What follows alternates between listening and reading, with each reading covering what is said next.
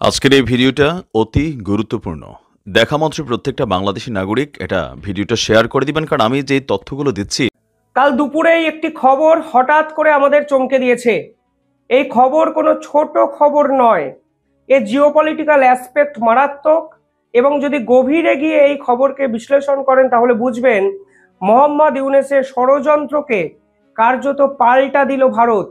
কারণ ভারত সরকার এবার ত্রিপুরাতে 30 বছর আগে বন্ধ হয়ে যাওয়া একটি এয়ারপোর্টকে নতুন করে অ্যাক্টিভ করছে। এয়ারপোর্টের নাম কৈলাসহর এয়ারপোর্ট। কেন হঠাৎ করে এই কৈলাসহর এয়ারপোর্টকে নতুন করে চালু করছে ভারত?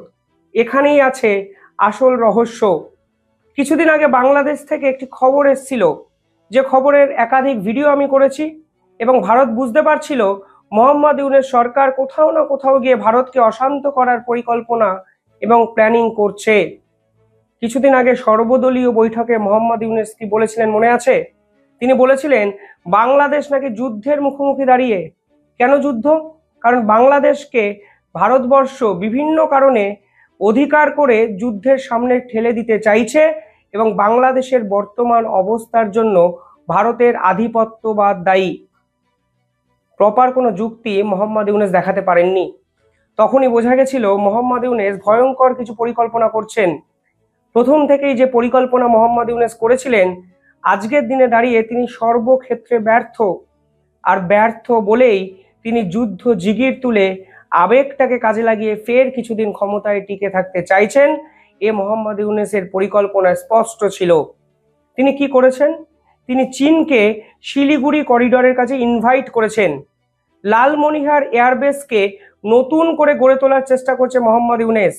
অথচ এই লালমনিরহাট পার্টিকুলার এই জায়গাটিকে শেখ হাসিনা সরকার একটি এয়ারফোর্সের স্কুল তৈরি করার জন্য ব্যবহার করা হবে বলে প্রাথমিকভাবে জমিটি অ্যালট করে। হঠাৎ করে মোহাম্মদ ইউনূস ঘোষণা করে দেয় লালমনিরহাটে একটি এয়ার বেস তৈরি করবে, এবং এয়ারবেসটা কারা তৈরি করবে? চীনের সহায়তায় সেই এয়ারবেস তৈরি করা হবে। চীন এক্ষেত্রে পাকিস্তানের যারা লো লেভেল ওয়ার্কার্স আছে তাদেরকে ব্যবহার করার কথা ভেবেছে, এবং বোঝাই যাচ্ছে শিলিগুড়ি করিডোরের খুব কাছে 135 কিলোমিটারের মধ্যে চীন নিজেদের অবস্থানটা স্পষ্ট করতে চাইছে মোহাম্মদ ইউনূসকে কাজে লাগিয়ে। চীন ওই পার্টিকুলার জায়গায় চলে আসা মানে ভদ্রভাবে চীন যে চুপচাপ এসে বসে থাকবে সেটা নয়। সার্ভেলেন্স একাধিক ড্রোন তারা ব্যবহার করবে, তারা একাধিক ফাইটার জেট ওখানে গিয়ে ইনস্টল করতে পারে, র্যাডার সিস্টেম ওখানে উন্নত করবে, সর্বক্ষণ শিলিগুড়ি করিডোরে একটি থ্রেট ক্রিয়েট করার চেষ্টা করবে। আর বাংলাদেশ সরকার ঠিক সেটাই চাইছে। কিছুদিন আগে বাংলাদেশের প্রধান উপদেষ্টা মোহাম্মদ ইউনূস যখন চীন সফরে গেছিলেন, তখন তিনি 7 সিস্টার্স নিয়ে সরাসরি চীনকে উদ্দেশ্য প্রণোদিতভাবে কিছু কথাবার্তা বলেন। তিনি বলেন আপনারা 7 সিস্টার্সে আসুন, বাংলাদেশ হলো এই পার্টিকুলার জায়গার ল্যান্ডলক, অর্থাৎ বাংলাদেশ হলো এই জায়গার গার্জিয়ান, ও বাংলাদেশের অভিভাবকত্ব ছাড়া ভারত নাকি চলতেই পারবে না। চীনের এই রকম কথাবার্তা যখন চীনে শোনা গেছিল, তখন ভারত কিন্তু আভাসটি পেয়েছিল, এবং 7 সিস্টার্সকে নিয়ে একাধিক পরিকল্পনা ভারতবর্ষের বিদেশ মন্ত্রকের পক্ষ থেকে পরবর্তীকালে করা হয়। আর এবার ভারত সরকার ঘোষণা করে দিল ভারতের যে এয়ারপোর্ট অথরিটি অফ ইন্ডিয়া আছে তারা কৈলাসহর এই এয়ারপোর্টটাকে নতুন করে রিঅ্যাক্টিভ করবে। বর্তমানে ওই কৈলাসহর যে এয়ারপোর্টটি আছে তার রানওয়েটা 1000 মিটার, অর্থাৎ অত্যন্ত ছোট। সেখানে ছোটোখাটো বিমান কিন্তু চলাফেরা করতে পারে। প্রতিটি বিমানে 16 থেকে 19 জনকে ক্যারি আউট তারা করতে পারেন। কিন্তু এবার ভারত সরকার চাইছে কৈলাসহর এয়ারপোর্ট কেন্দ্রিক আরও 75 থেকে 205 একর জমি অধিগ্রহণ করতে, এবং এই পার্টিকুলার জায়গায় একদম ত্রিপুরায় চট্টগ্রাম থেকে কিছুটা দূরে এই রকম বিশাল একটি এয়ারপোর্ট, সিভিলিয়ান এয়ারপোর্ট তৈরি করতে। এবং সিভিলিয়ান এয়ারপোর্ট হয়তো নামে আমরা বলছি, গোয়াও কিন্তু সিভিলিয়ান এয়ারপোর্ট।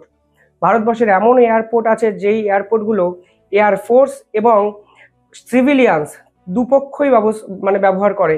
আইজল এয়ারপোর্ট আমি নিজে গেছি, যেখানে ইন্ডিয়ান আর্মি ব্যবহার করে, ইন্ডিয়ান এয়ারফোর্স ব্যবহার করে, অর্থাৎ এয়ারফোর্স শুধুমাত্র সিভিলিয়ানদের জন্য ব্যবহার করা হবে এরকম ভাবার কোনো কারণ নেই। জিওপলিটিক্যাল ব্যাখ্যাটা বোঝার চেষ্টা করুন। এই পার্টিকুলারলি লালমনিরহাট এয়ারবেসের পাল্টা ভারতবর্ষ কিন্তু চট্টগ্রামে তাদের নিজস্ব যে কায়দা কানুন সার্ভেলেন্স তা কিন্তু এস্টাবলিশ করতে চাইছে। এ পরিষ্কারভাবে বোঝা যাচ্ছে। মোহাম্মদ ইউনূসকে করা বার্তা, তুমি নয় লালমনি এয়ারবেস ওই পার্টিকুলার জায়গায় চীনকে ডেকো না, না হলে আমরাও কিন্তু তোমাদের চট্টগ্রামের উপর সার্ভেলেন্স করছি। মনে রাখবে, যুদ্ধ যদি তুমি শুরু করো আমরা সম্পূর্ণভাবে তোমাদের শেষ করে দেব। আর ত্রিপুরায় এই কৈলাসহর এয়ারবেসটা ঠিক যেখানে অবস্থান করছে সেখান থেকে শিলিগুড়ি করিডোরের দূরত্ব আধ ঘন্টাও নয়। ফলে এমন একটা জায়গাকে বেছে নিয়েছে ভারত যেটা খুব সহজেই চট্টগ্রামে সার্ভেলেন্স করতে সাহায্য করবে, পাশাপাশি শিলিগুড়ি করিডোরে কোনো রকম থ্রেটকেও প্রতিহত করতে পারবে, যা ভারতবর্ষের নিঃসন্দেহে স্ট্র্যাটেজিক ডেপথের একটা পরিচয়, যা ভারত সরকারের পক্ষ থেকে কালকে কিন্তু ঘোষণা করা হয়েছে। লালমনিরহাট এয়ারবেস নিয়ে বাংলাদেশ সেনাবাহিনী কি বলছে একটু বোঝার চেষ্টা করুন, তাহলে বুঝবেন মোহাম্মদ ইউনূস যে সিদ্ধান্তগুলো নেন তা আসলে সকলের সঙ্গে কথাবার্তা বলে নেন না।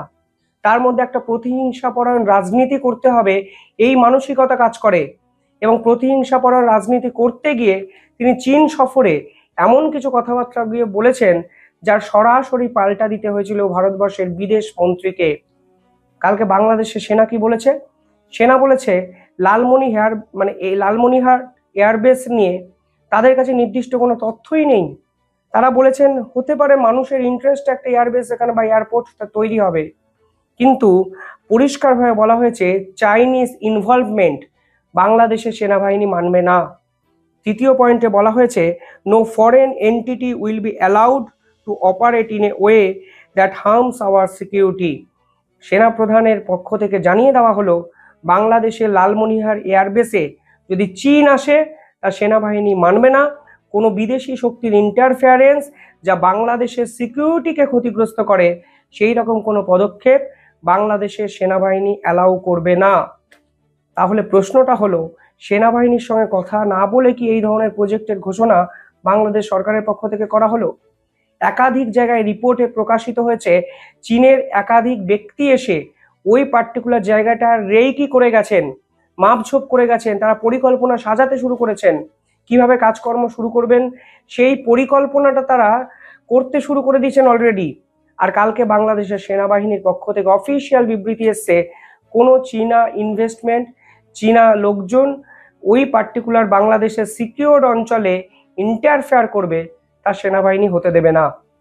ভারতের পাল্টা চাল, উল্টো দিকে বাংলাদেশ সেনাবাহিনীর কড়া হুঁশিয়ারি। মোহাম্মদ ইউনূস করবেনটা কি, এটাই এখনো সব থেকে বড় প্রশ্ন। মনে আছে এই বাংলাদেশেই মানব করিডর নিয়ে চরম ধিকৃত হয়েছেন মোহাম্মদ ইউনূস। স্বয়ং শেখ হাসিনার একটি ফোন কল ভাইরাল হয়েছে যেখানে তিনি পরিষ্কার বলেছেন আমি বা আমার বাবা কেউ কখনো দেশ বিক্রি করে দিইনি। সেন্ট মার্টিনস দ্বীপকে আমেরিকা তাদের হাতে তুলে দিতে চেয়ে বলেছিল, আমি চাইনি। কিন্তু মোহাম্মদ ইউনূস সরকার এসে একের পর এক জিনিস বিক্রি করার দিকে যাচ্ছে। অনেকে বলছেন আমেরিকাকে কক্সবাজার কিংবা মানব করিডর দিয়ে রাখাইন এই পার্টিকুলার আরাকান আর্মি অব্দি পৌঁছে দিয়ে খুশি করতে চাইছেন মোহাম্মদ ইউনূস। অন্যদিকে সেভেন সিস্টার্স এবং লালমনিরহাট এই পার্টিকুলার বেসে চায়নাকে ইনভাইট করে চীনকে খুশি করতে চাইছেন মোহাম্মদ ইউনূস। কিন্তু তিনি জানেন না একটা ছোট্ট পাতকুয়াতে একসঙ্গে বড় দুটো মাছ কিন্তু থাকতে পারে না। চায়না এবং আমেরিকার মধ্যে বর্তমানে যে জিওপলিটিক্যাল সম্পর্ক, সেই সম্পর্কগুলোকে সম্পূর্ণভাবে উল্টে দিয়ে মোহাম্মদ ইউনূস বাংলাদেশকে বিক্রি করে দিয়ে এই অসাধ্য সাধন করবেন, তা কি কোনোভাবে হওয়া সম্ভব? এই প্রশ্ন কিন্তু থেকে যায়। পাশাপাশি ভারতবর্ষের এই ধরনের পদক্ষেপ ভারতবর্ষের জিওপলিটিক্যাল অবস্থানটা যে আগের থেকে অনেক বেশি বদলেছে এবং অ্যাগ্রেসিভ হয়েছে তা কিন্তু পরিষ্কারভাবে কালকে বুঝিয়ে দেওয়া হয়েছে ভারতের পক্ষ থেকে। কিভাবে দেখছেন আপনারা পুরো বিষয়টা কমেন্টে জানাবেন।